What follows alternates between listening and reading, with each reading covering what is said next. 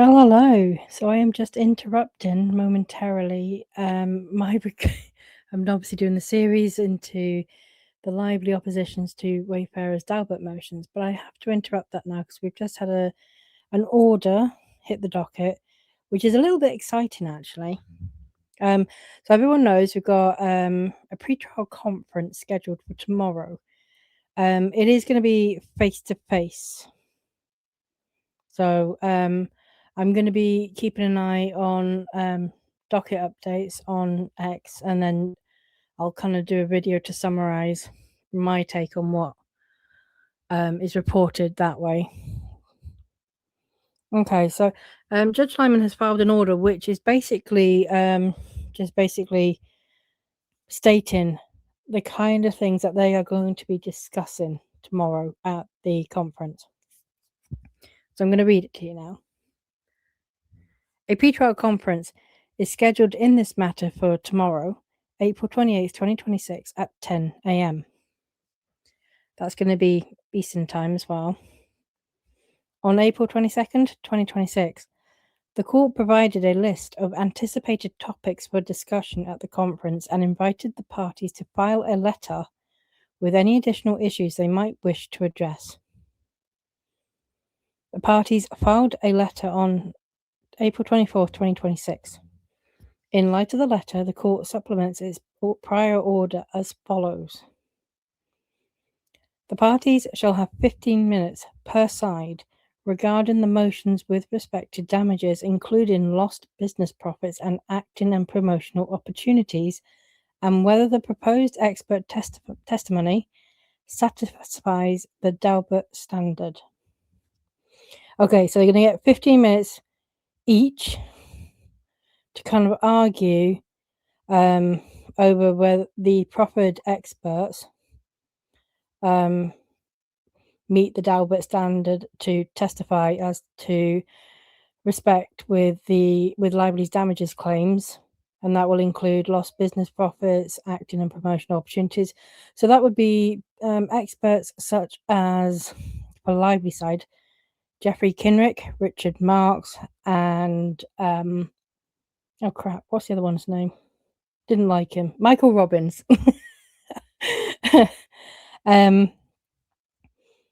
that's going to be the main thing. And obviously, you got on Wayfarer's side is people like Anne Fromholzer. But if Lively's side don't meet the standard, then as Wayfarer's experts are rebuttal witnesses, then if Lively's side witness on her side goes, then the corresponding rebuttal witness from Wayfarer would also go.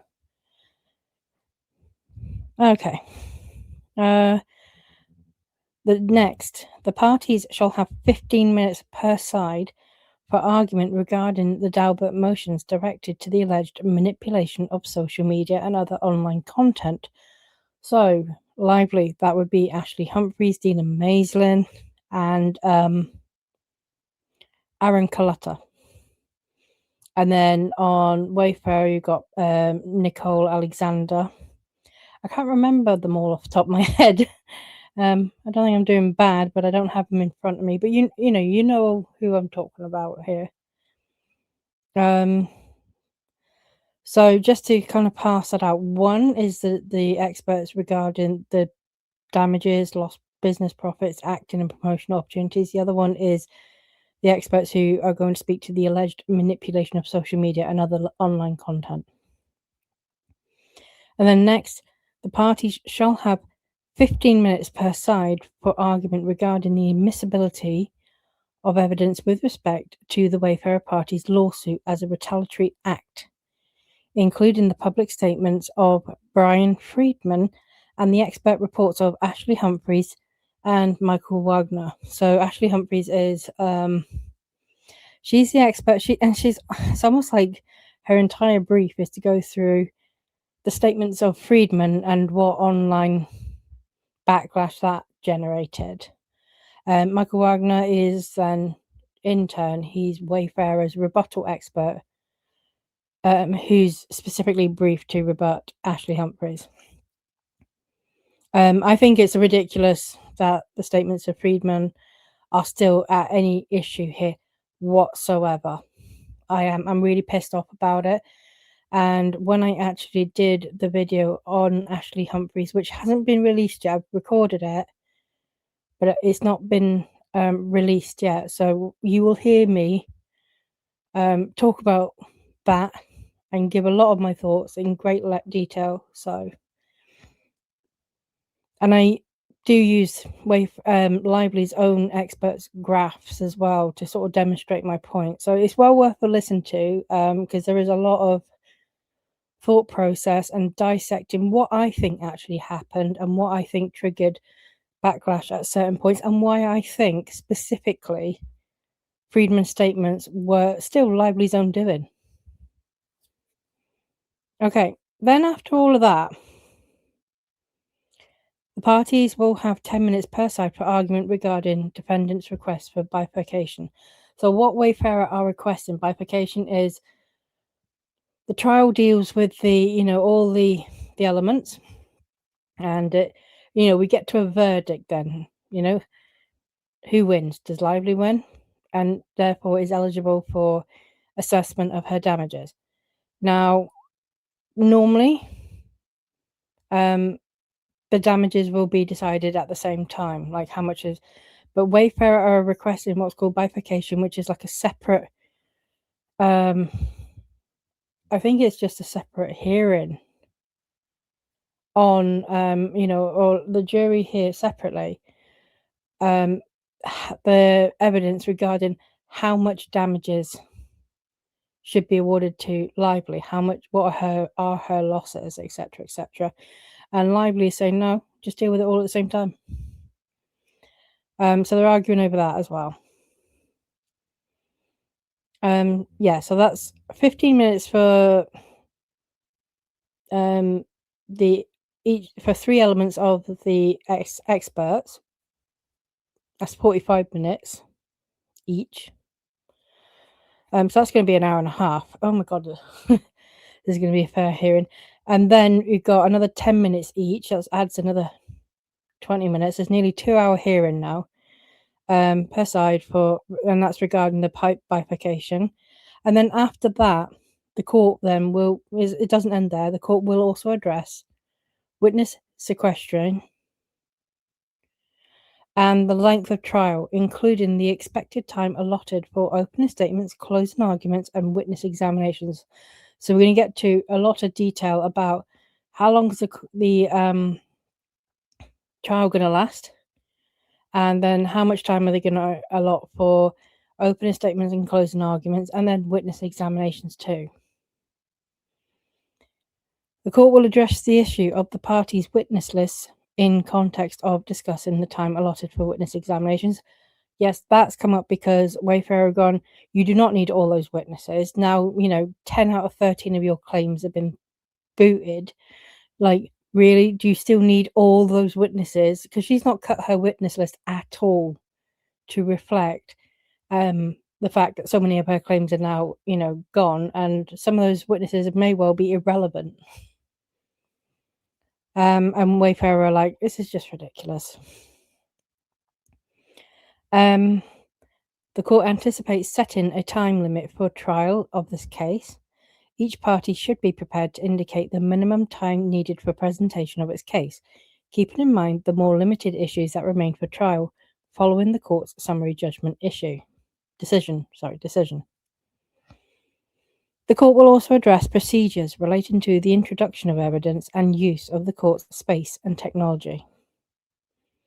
This will include a discussion for the treatment of documents designated confidential or attorney's eyes only.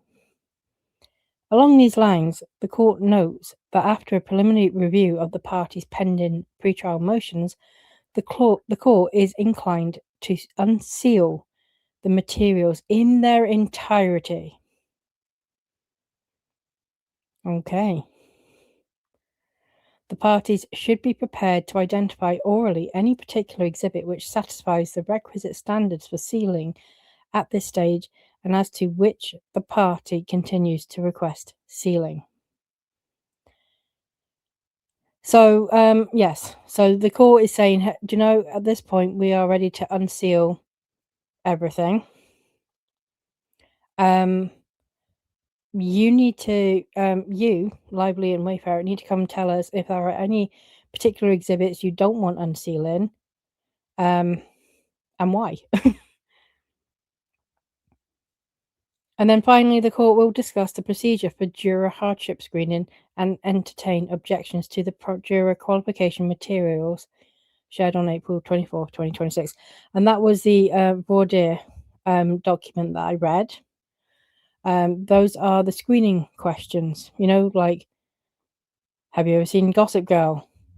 What did you think of it? Have you ever seen Jane the Virgin? What did you think of it? Those kind of questions. There's also going to be, do you know any of the parties or anyone affiliated with them? Do you know any of the parties' counsel? Are you affiliated, or does any of your family know?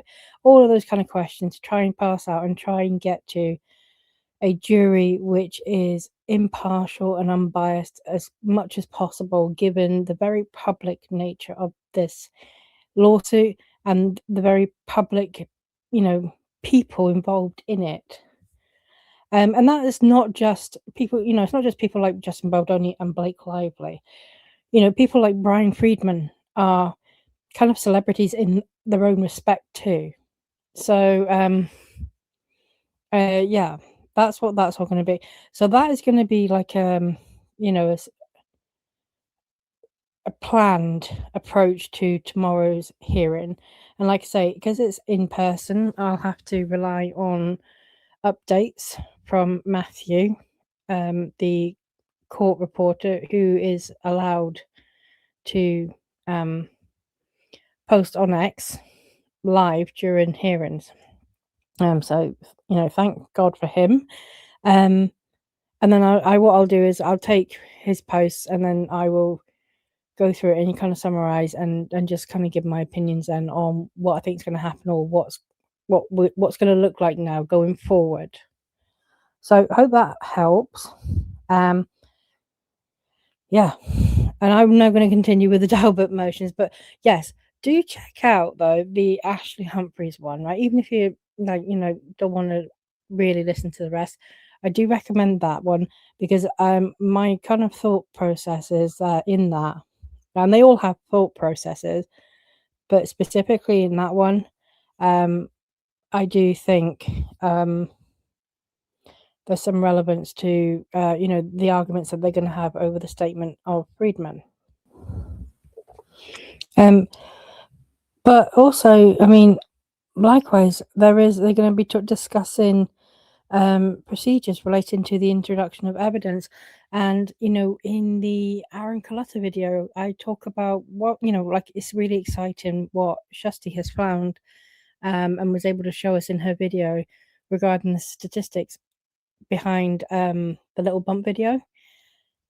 But now she's got to try and get that into evidence. You can't just go in there and say, on the stand without the visuals. She can't just say, oh well, I checked and everything does not support Dr. Coletta's, but you can't do that. So because that'll be hearsay, so she has got to somehow get it into evidence.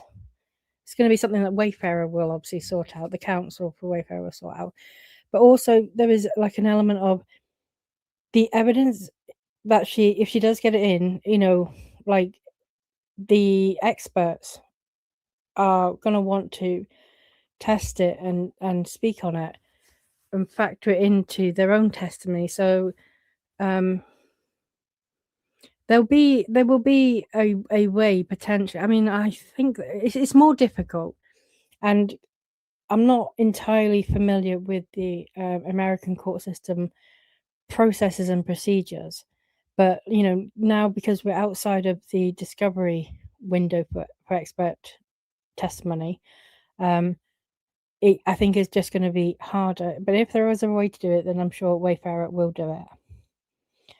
All right, guys.